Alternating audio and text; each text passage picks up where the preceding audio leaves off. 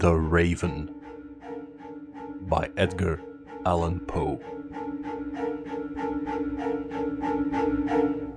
Once upon a midnight dreary, while I pondered, weak and weary, over many a quaint and curious volume of forgotten lore, while I nodded, nearly napping, sun-leader came a tapping, as of someone gently rapping at my chamber door. "'Tis some visitor," I muttered, tapping at my chamber door. Only this, and nothing more. Distinctly I remember, it was in the bleak December, and each separate dying ember wrought its ghost upon the floor. Eagerly I wished the morrow, vainly I had sought to borrow from my books surcease of sorrow, sorrow for the lost Lenore, for the rare and radiant maiden whom the angels name Lenore, nameless here forevermore.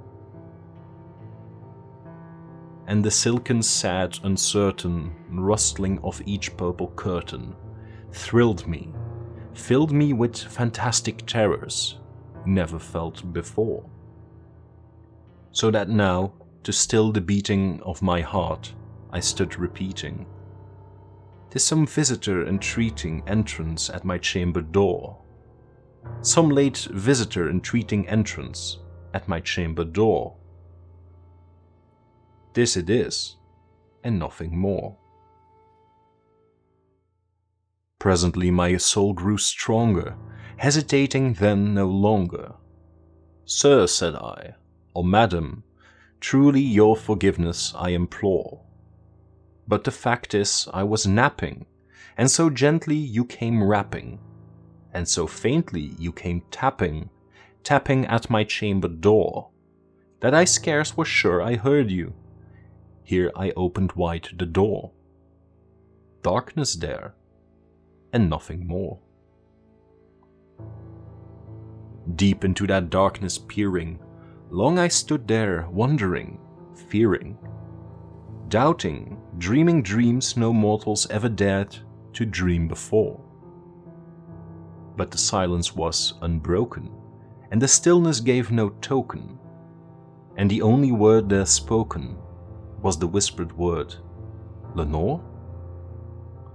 This I whispered, and an echo murmured back the word, "Lenore." Merely this, and nothing more.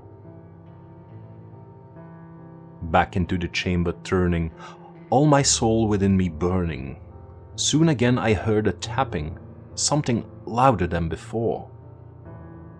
"Surely," said I, "surely that is something at my window lattice. Let me see then what thereat is, and this mystery explore. Let my heart be still a moment, and this mystery explore. 'Tis the wind, and nothing more." Open here I flung the shutter, when, with many a flirt and flutter, in there stepped a stately raven of the saintly days of yore.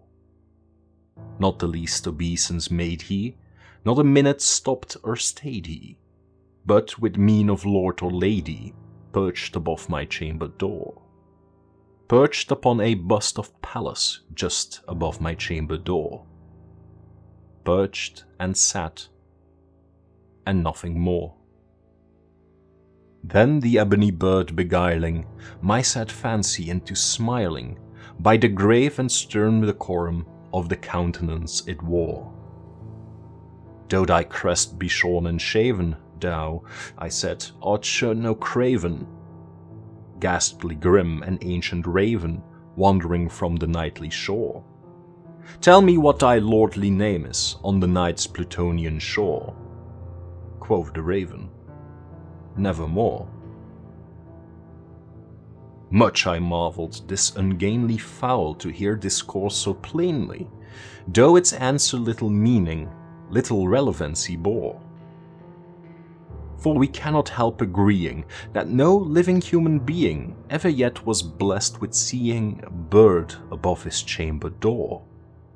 Bird or beast upon the sculptured bust above his chamber door, with such a name as Nevermore.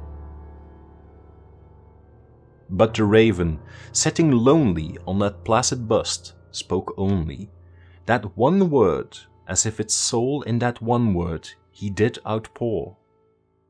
Nothing farther than he uttered, not a feather than he fluttered, till I scarcely more than muttered, other friends have flown before.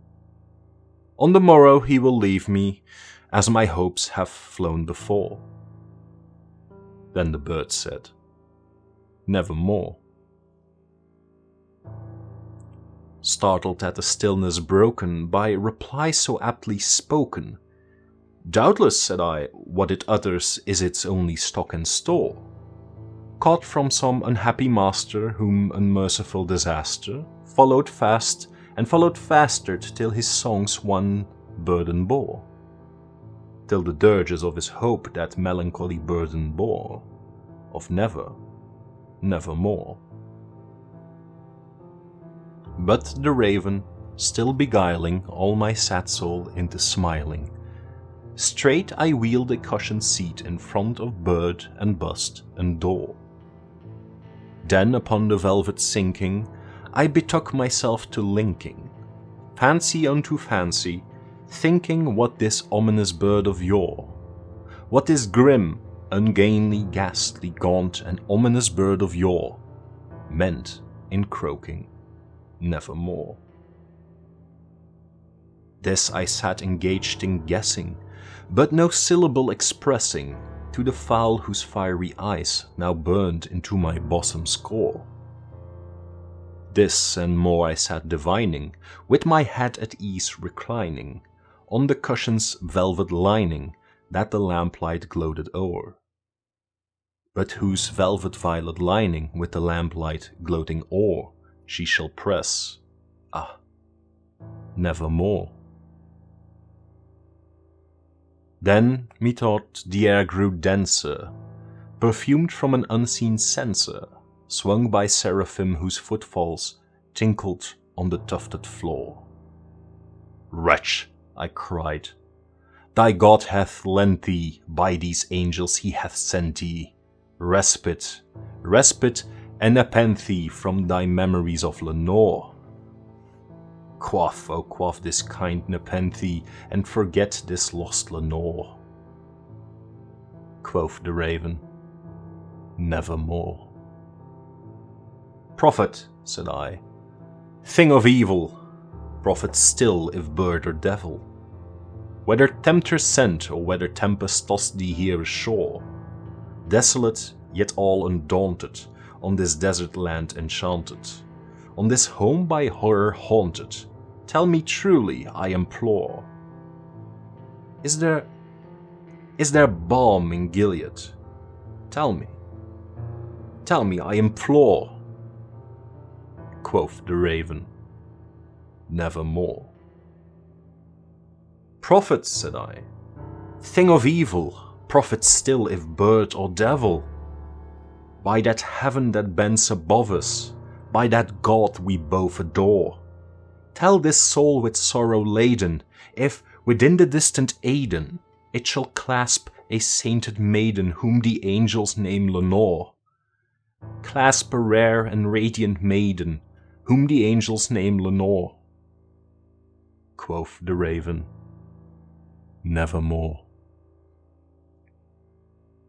Be that our sign of parting, bird or fiend, I shrieked upstarting. Get thee back into the tempest and the night's Plutonian shore. Leave no black plume as a token of that lie thy soul has spoken. Leave my loneliness unbroken. Quit the bust above my door. Take thy beak from out my heart, and take thy form from off my door. Quoth the raven, nevermore. And the raven, never flitting, still is sitting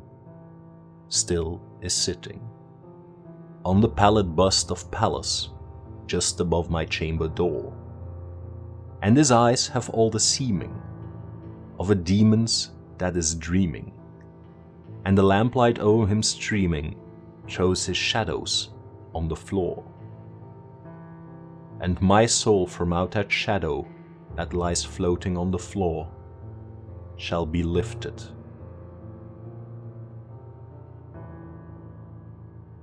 Nevermore.